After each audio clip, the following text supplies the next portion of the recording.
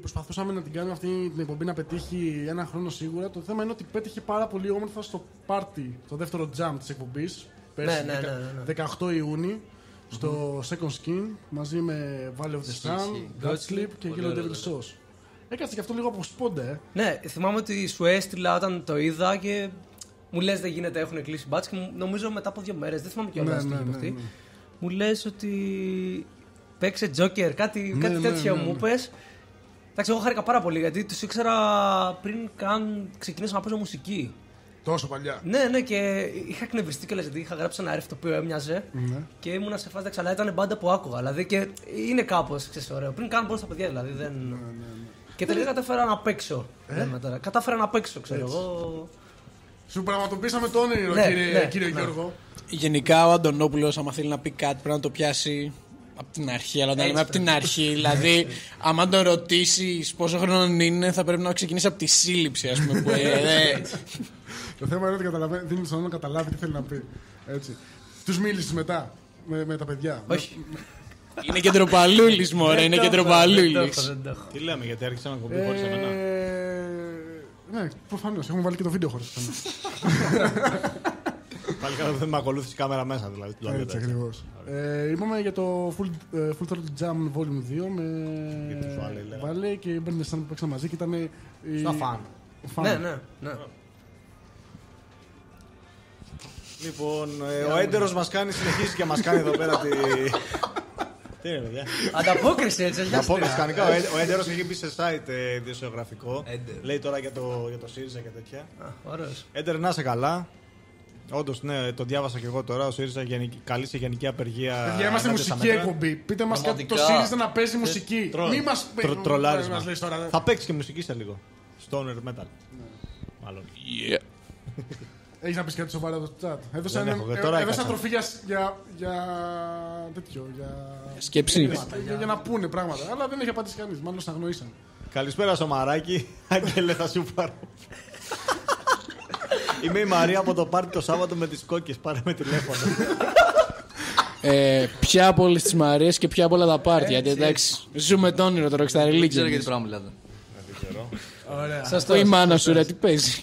Όχι κόκα, παιδιά. Όχι στα ναρκωτικά. Όχι στα ναρκωτικά.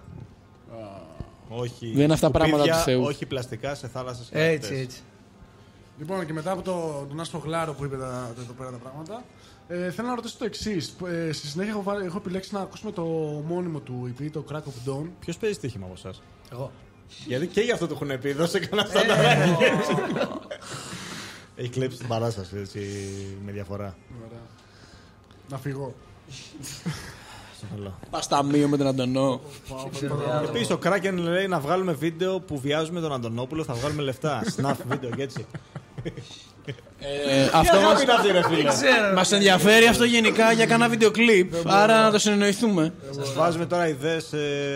Ναι, ψάχνουμε τέτοιο. Και σκηνοθέτη. Υπήρχε ιδέα για βίντεο κλιπ με Αντωνόπουλο, πρώτη μούρη στο καβούρι. Αλλά δεν χρειάζεται να υποθεί. Ρε φίλε, νομίζω ότι είναι πάρα πολύ καλή. Όχι. Αυτό για μας, γιατί μπορεί να το κάνουμε κάποια φορά. Βλέπετε ότι πέφτει το censorship εδώ πέρα, απίστευτο. Έτσι. Υπάρχει πάντως. Ωραία.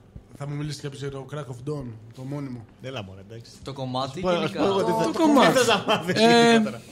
Βασικά το Crack of Dawn ήταν ένα κομμάτι το οποίο το είχαμε για ζέσταμα όταν ξεκίναγε η πρόβα. Και σιγά σιγά δούλευε, μας άρεσε η ατμόσφαιρα. Και αυτό το ανοίγαμε και τα live μας για χρόνια. Για κάνα χρόνο ήταν και το κομμάτι το οποίο ξεκίναγε τα live μας. Είναι ένα κομμάτι το οποίο γενικά έχει ωραία ατμόσφαιρα. Είναι πολύ καλό για ζέσταμα επίσης. Είναι σαν το City Sound of Mind του Cancelo. Ναι, ήταν μια διαβασία. Για να μπει στο vibe αυτό το πράγμα. Γενικά ναι. Βγάζει μια πάρα πολύ ωραία ατμόσφαιρα. Γενικά δεν έχει φωνητικά, είναι instrumental.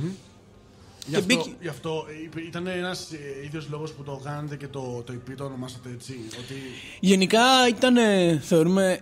Εκφράζει αρκετά. Ναι, μας άρεσε ο τίτλος καταρχάς και νομίζω ότι εκφράζει και καλά την όλη φάση του EP. Ότι το όλο είναι ένα αντιπροσωπευτικό κομμάτι. Εντάξει, δεν έχει φωνητικά βέβαια, αλλά εκτός αυτού μουσικά καθαρά και ως προς τον ήχο και ως προς την κατεύθυνση που θα να δώσουμε στο EP είναι αρκετά αντιπροσωπευτικό κομμάτι. Και προς τον τίτλο ουσιαστικά είναι η πρώτη μας σοβαρή δουλειά. Και άμα πάρεις ότι είναι Crack of Dawn, το παίρνεις και έτσι. Νομίζω ότι έτσι και πέσει και λίγο ιδέα πάνω κάτω. Αλλά... Ποιος ασχολείται με τους τίτλους, lyrics...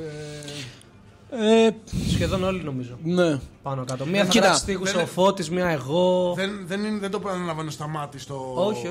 Κοίτα, την τελική απόφαση για κάθε στίχο, όχι για τους στίχους των κομματιών, για τους στίχους όμως πάλι θα την έχει στο μάτι γιατί είναι αυτός ο οποίος θα γράψει και τις φωνικές μελωδίες.